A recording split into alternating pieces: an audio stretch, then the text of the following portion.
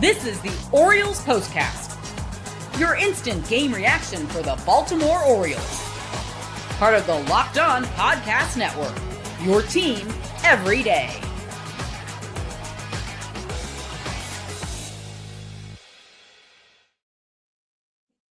Nothing like some drama after midnight to kick off your Wednesday morning or your late Tuesday night.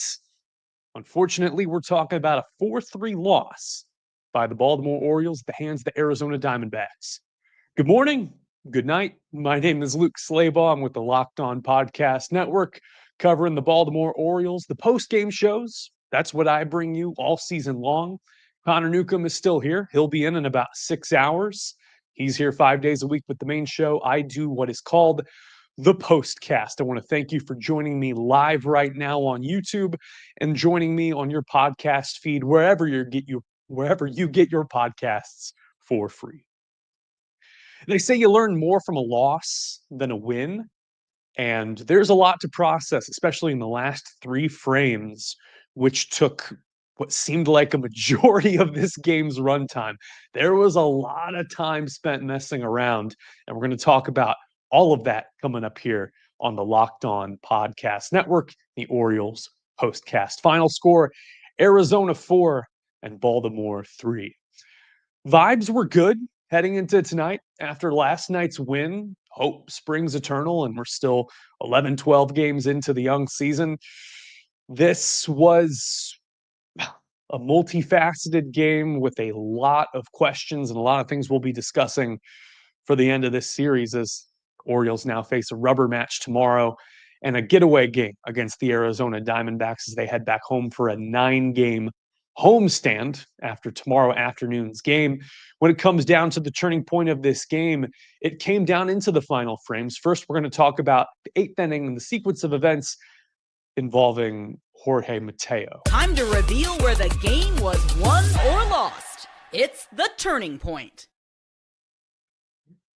I'm hesitating to dip into the comment section right now. I can, but I'm going to hold off for a little bit. I appreciate all of you offering your thoughts here. It's early in the morning out here on the East Coast. If you're watching anywhere else, wherever you may be, let me know where you're tuning in from. There was a guy last night driving to Florida, listening live, hopefully keeping a hand on the wheel.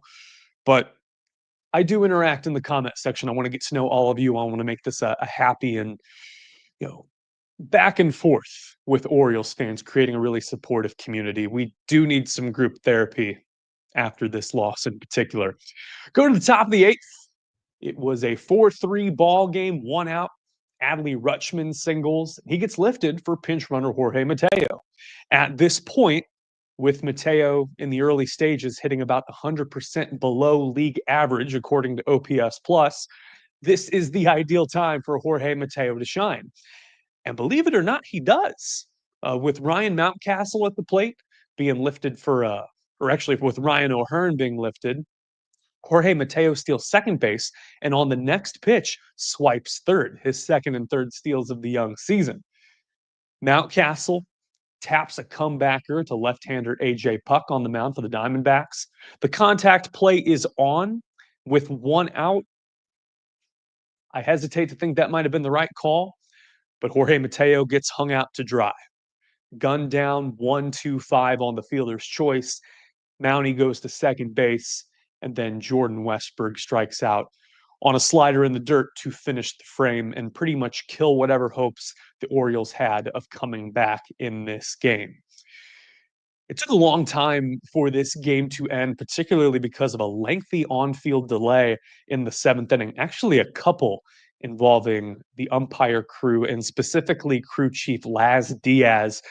Unfortunately, this failing in conflict management is what we're going to be talking about, but specifically, we're going to go from the Orioles' standpoint first. This is what you'll be talking about.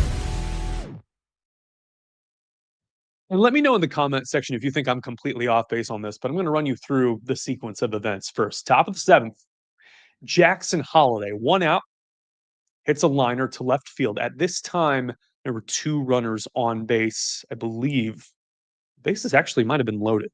Let me go back and look at this sequence of events. Top of the 7th. I'm still processing this because, yes, Gary Sanchez was hit by a pitch the previous batter. He was on first. Tyler O'Neill is on second. Cedric Mullins is on third. Okay, so I got to correct myself there. Bases are loaded for Jackson Holliday. He hits a liner to left field. Lourdes Gurriel makes a nice sliding grab, and then in a split second, airmails it to the plate. Cedric Mullins is at third base. He's watching this intently. He tags and scores on this airmailed throw. But at the time, no umpire signaled a call in left field. And with a sliding grab and Gurriel getting his glove underneath it, but adjacent parallel with the grass, it would be hard for anyone, not with the right angle to see what had happened. If you're a base runner on first or second, there's an issue. So third base umpire Mike Estabrook breaks protocol. If you see him on the instant replay, he looks to make sure that Gurriel makes the catch and then pivots to see that Mullins is tagging. Now, that is correct to do, but lost in that sequence is a very important step to signal out or safe, or someone to do that at least. This isn't the postseason, so you don't have someone converging down the left field line. I did umpire way back in the day down in West St. Louis County, and it was incumbent on the home plate umpire if you had a two-man crew to make the out call, but nothing. And home plate umpire Brian O'Nora has to be focused on a potential play at the plate, although this throw is about 20 feet too high. So Estabrook doesn't make the call. Mullins tags and scores. Tyler O'Neill is kind of in no man's land between second and third. Now, we've already discussed and we've seen with several examples already that Tyler O'Neill is not exactly the most heads-up base runner. He is not, the IQ there is not above average at a major league level.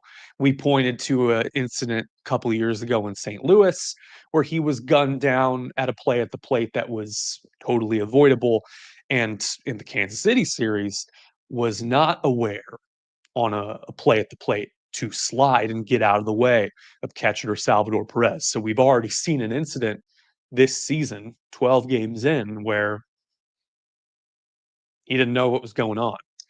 So Tyler O'Neill advances to third, although benefit of the doubt, there's no call for Mike Estabrook. So with no particular angle, and it's of course not the base runner's job to make the safer out call there, O'Neill advances to third. So catcher throws to third base, they tag Tyler O'Neill, and then hilarity ensues. About a 9-minute review brought in by the crew chief Laz Diaz, but was rightfully referred to on the MASN broadcasts as a circus. Both Kevin Brown and God, name escapes me there. But both commentators there kind of referred to it as a joke. This is maybe the first example of the young season where robot umps make a lot of sense. Heck, I mean, pulling the guys from Squid Game, that was a joke. To not have a streamlined process to get this call made within a matter of seconds. Rough. Gurriel at the time is frozen on the field. He does not leave his position in left field, I guess in awe and I guess in shock of the events that have just transpired. Most of his teammates had already left. Now, bench coach Jeff Bannister is on the field for Arizona. He's talking with the umpires, going back and forth. Brandon Hyde is on the phone in the clubhouse. He's going back and forth to and from the crew chief. Laz Diaz is telling him to get back into the dugout. He's getting fed earpiece instructions from, I guess, a control center in New York. This whole exchange takes about 9 minutes until they rule it officially a sacrifice double play, F7, and then a 2-5. Tyler O'Neill called out at third base.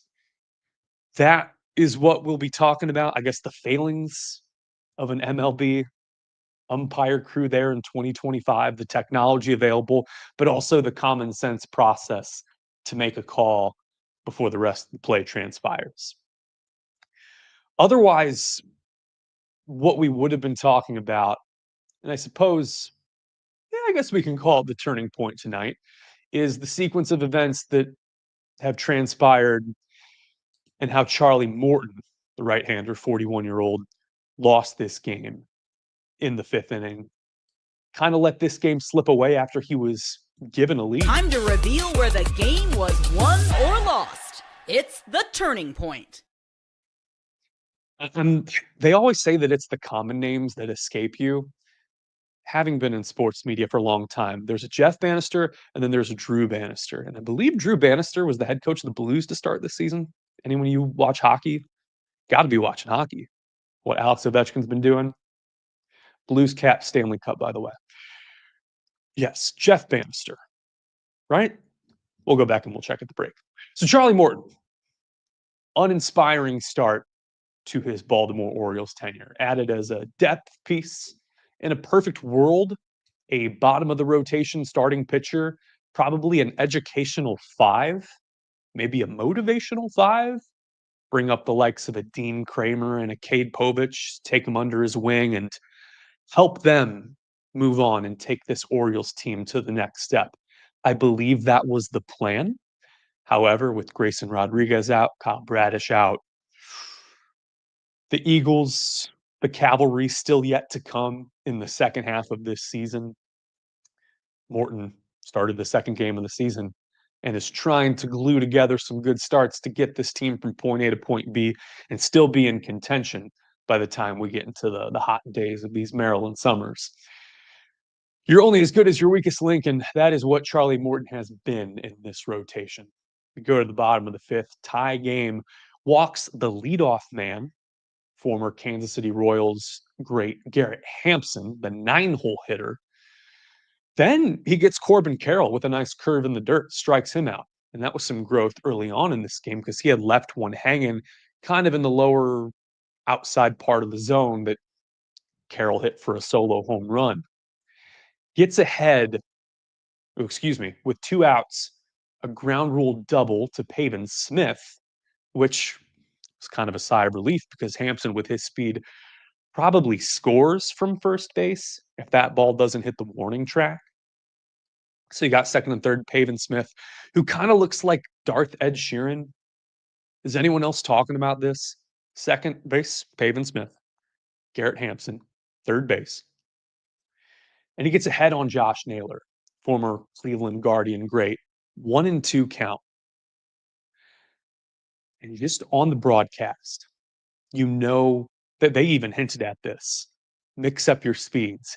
Get him on a fastball, maybe a 2-seamer away. 1-2 count.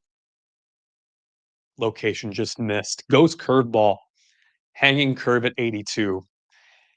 And when I mean Naylor pounced on that ball, he pounced on that ball. 110 off the bat, a 2-run double. And goes to show you that walk was really nagging. Final line on Morton, 5+ innings pitched. He does not get out of that frame. Luckily, Keegan Aiken was there to save the day. So it goes 5+, 4 hits, 4 runs, all earned, 4 strikeouts, the 1 home run we mentioned to Corbin Carroll, and 5 walks. This was an inauspicious start to the night for Charlie Morton. In fact, his bottom of the first, hit by pitch, walk, passed ball, walk, then a 3-6-1 double play that scored a run. Limited the damage there in that first frame, but you talk about how Orioles pitchers have struggled to have put away innings. We've seen it with Povich, we've seen it with Sagano, and a few times now with Charlie Morton. Orioles had a 2-run lead after 5 hitters. We'll talk about that a little bit after the break. But Morton did not have a put away pitch tonight. Goes 87 pitches and 5+, 51 of them for strikes. The encouraging sign about the artist formerly known as Ground Chuck is that he gets 9 ground outs to 1 flyout. So, from the memorable line from Caddyshack. So I got that going for me, I guess. We spent 15 minutes talking about umpire theatrics and everything that went wrong. And what if I told you that there was still a whole other side to this clown show that I didn't mention?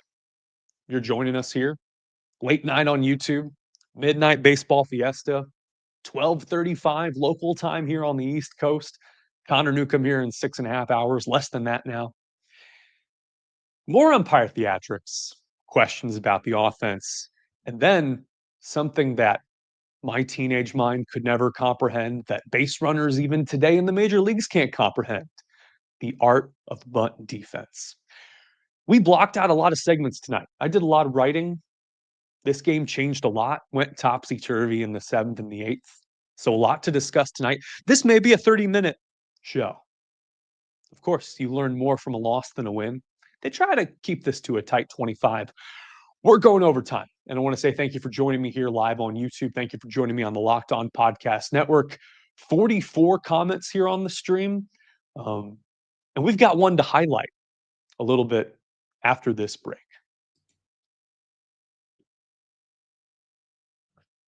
But first, I want to give a shout out to the sponsor of this show, talking about Just Ingredients. When it comes to your body, quality matters. And that's why Just Ingredients is changing the name of the game with clean, high quality products that support better health and peak performance. They offer NSF certified lines of protein powder, electrolytes, pre workout, and creatine. They're all tested to ensure they're free from substances banned by major athletic organizations. So they partner with guys like Bryce Harper, the 2-time MVP, to make sure that their sports line fuel and train their recovery. Whether you're recovering after a workout or you need an energy boost, their grass-fed whey protein and pre-workout deliver real results. You can visit justingredients.us and use the code LOCKEDONMLB for 20% off. And for more wellness tips, you can go to @just.ingredients on Instagram for more information. Thank you to Just Ingredients for sponsoring this show. Also want to give a shout out to FanDuel. The NBA playoffs are just around the corner. You got an NBA team? Let me know down in the comments. Do we have basketball adjacent fans here? I know the Wizards are not making it this year, although I've been able to say that the last few years without ruffling any feathers. I'm kind of like this Pacers Thunder hybrid. It's rough. But FanDuel is giving you an incredible way to get you involved on the action when it comes to the NBA playoffs. Right now, when you join FanDuel and you place your first $5 bet, you'll get $250 in bonus bets if your bet wins. Plus, after the game tips off, you can even combine live prop bets into a same game parlay for a chance to win big. Don't miss out. You can head on over to FanDuel.com, claim your $250 in bonus bets today, but you do have to hand them $5. That's FanDuel.com. Thank you to FanDuel for sponsoring this show. I do appreciate it. Every day is a new adventure on this show. All right, now, fellas, what's cooler than being cool? Ice cold. Now, I've done more for hip hop than maybe Geraldo Rivera and Joe Lieberman, but to quote Outkast, ice cold. And for a while, that is what the bats looked like in the desert for the Orioles. We talked about that really promising start to the game in the first inning. Adley Rutschman walks, O'Hearn singles, Westy gets hit by a pitch, and then Cedric Mullins, first pitch swinging, 2 RBI single, hanging changeup into right field, makes it a 2-0 Orioles ball game there, 5 batters in. And then silence, period, full stop. No hits for the next 17 batters. Right-hander Merrill Kelly keeps the O's off balance, keeps them on the ground, retires 16 of 17. In fact, it probably would have been 17 in a row had Jackson Holliday not reached on an E5. Eugenio Suarez playing a little bit on a, I guess, as much of a shift as you can do in 2025, playing kind of near the hole in the shortstop area, shuffling to his left. looked silly, but Kelly retires 16 of 17. Top of the seventh, Cedric Mullins snaps that leadoff double in his third of the season. Tyler O'Neill walks on a check swing call. Could have gone either way. The check swing call, again, remember, there is no legal definition in baseball of what a check swing is in the rule book. And in fact, as an umpire, you are taught an attempt to strike the ball. That is verbatim what the rule book says. So that can mean anything.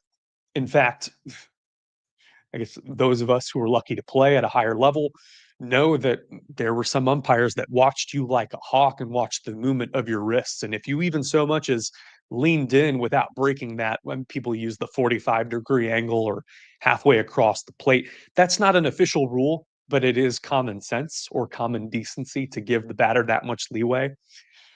Anyway, O'Neill walks, and I didn't think much of it. Merrill Kelly, then he's lifted because we're in the seventh inning and it's time before going another round trip through the lineup.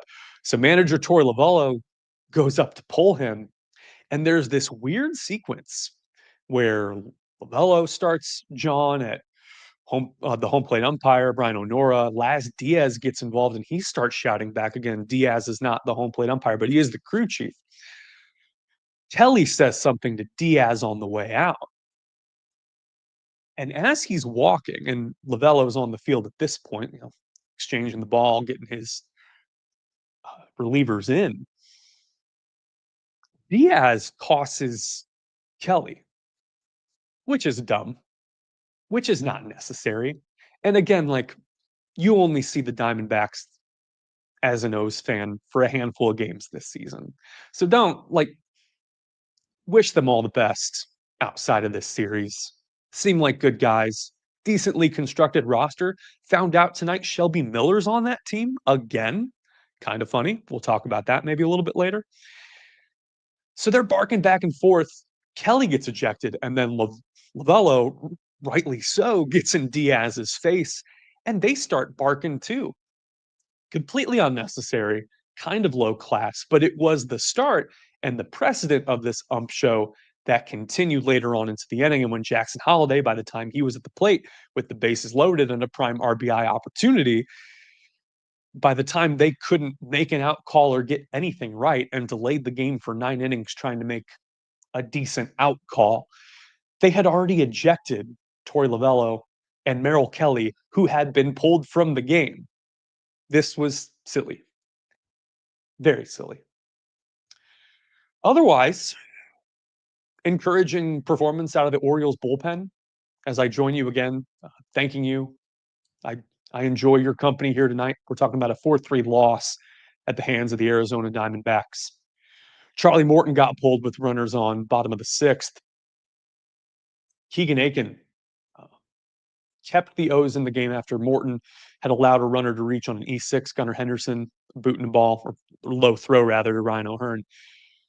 Walks Gabriel Moreno, no outs, and then a really good pickoff play. The joys of bunt defense coming in early in this season. Alec Thomas is at the plate, kind of a speedster, but able to lay down a pretty good bunt. With this play in mind, you got a runner on first, and also, I believe, runner on second. Let me go back and look at the tape again. Yes, 2 runners on first and second. As we mentioned, Eugenio Suarez reaches on a throwing error. Moreno walks. Just dotting our I's and crossing our T's here on the Locked On Orioles postcast. Alec Thomas comes into bunt. Ryan O'Hearn, as is the call, crashes in. And Jackson Holliday, of course, in between pitches, or in the event that the ball is bunted to O'Hearn, goes in to cover first base. And this is where I really enjoyed Gary Sanchez's contributions tonight. He fakes as if he is making a pickoff move to second, which means Moreno at first is, he's getting back, but feels the pressure is off. Jackson Holliday gets inside the bag at first. Sanchez then pivots, throws to Holliday, and Holiday tags Moreno on the sole of the foot as he's swiping up, which was really good precision and location. Really good bunt defense executed. There have been some mental miscues in the field. We've talked about them. Unfortunately, Tyler O'Neill again. We're talking the Kansas City series, Boston series as well. Don't know where the cutoff man is. Don't know where the throw goes. But that infield bunt defense looked really sharp. I also think it was a good idea to pair Gary Sanchez with Charlie Morton for the first time this season. Again, get the veteran catcher calling the game, see how they worked together. There were promising signs. There was no put away pitch for Morton tonight, and he very early on was struggling with this command.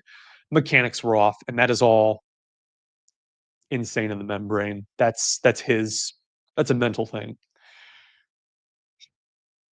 Only one comeback win again through these first few games, as it's now 5-7, the record for the Baltimore Orioles as they fall 4-3 tonight to the Arizona Diamondbacks. I want to thank you for joining me here on the Locked On Orioles postcast, post-game show. I bring you them all year long. My name is Luke Slabaugh. Connor Newcomb now in 6 hours. Only one comeback win for the Orioles in their 5 wins. Got outworked after the first inning, rolled over on a lot of Kelly's pitches. Big opportunity tomorrow. Chance to win your first series of the year. It's a rubber game. It's a getaway game. 3:40 first pitch on Masson. Time to award player of the game? Is it that easy? I think so. There's a couple nominations, but gotta be the elder statesman, right? This is the Locked On Player of the Game.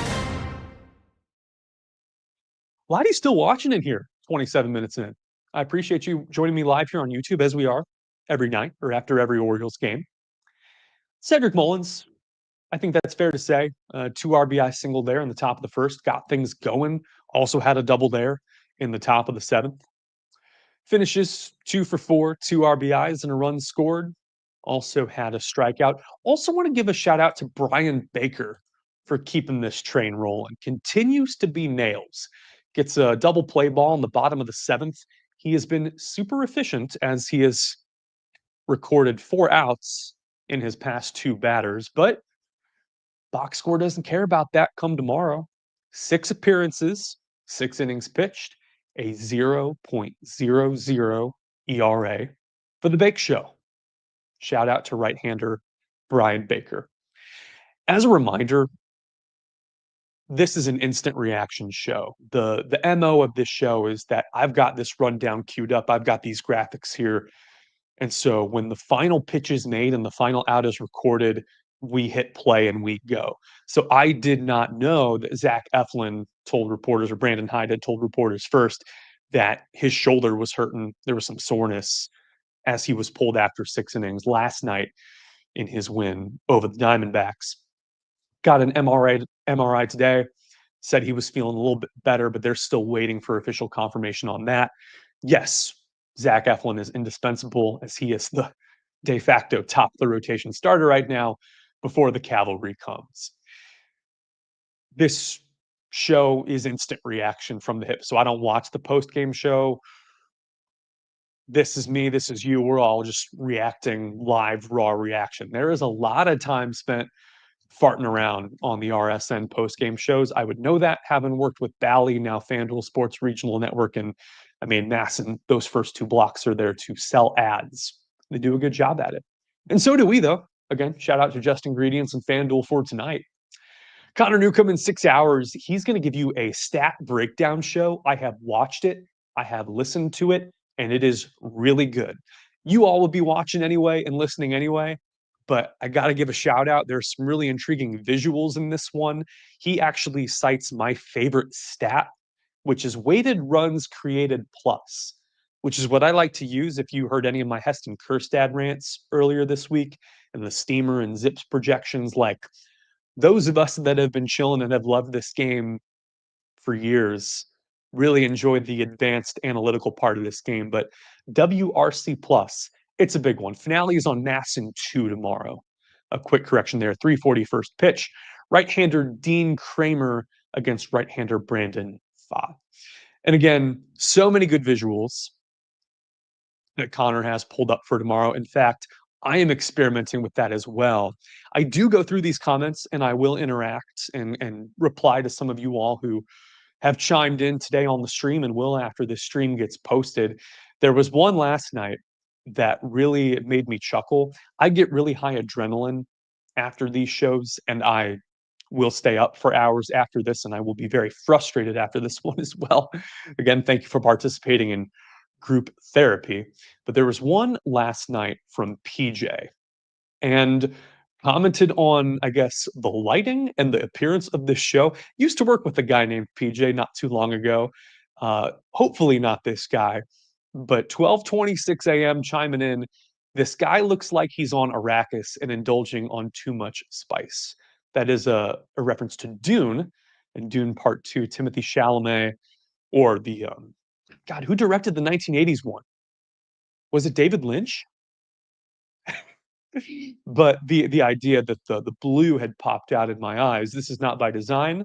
This is not a special effect. It could be a combination of the light and the backdrop here, but it is like a Javier Bardem, Lisan Al Gaib type of situation. So appreciate you all joining me here live on YouTube and on the Locked On Orioles postcast. Thank you for chiming in, giving your content, watching the show. Leave a review. Let me know what you think of the show. Any suggestions? We've gotten some pointed comments about the animations. I'm going to keep my hands off that one for a while, but I appreciate you chiming in.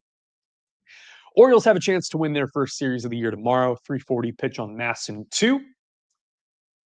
Dean Kramer going up against Brandon Pfaadt. Again, want to thank you for watching live on YouTube and listening on the Locked On Podcast Network. This was the Orioles postcast. My name is Luke Slaybaugh. Thank you for joining me. Final score, the Arizona Diamondbacks 4, the Baltimore Orioles 3. Thanks for listening. Have a good night and a good morning. A good Wednesday morning to you tuning in.